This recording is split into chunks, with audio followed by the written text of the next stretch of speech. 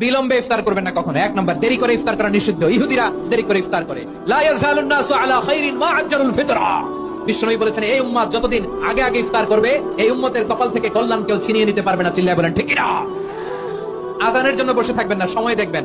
স্থানীয় সময় যখন সূর্যাস্ত হওয়া মাত্রই বিসমিল্লাহ, খেজুর খেয়ে ফেলবো। পারবেন তো নাকি দেরি করবেন?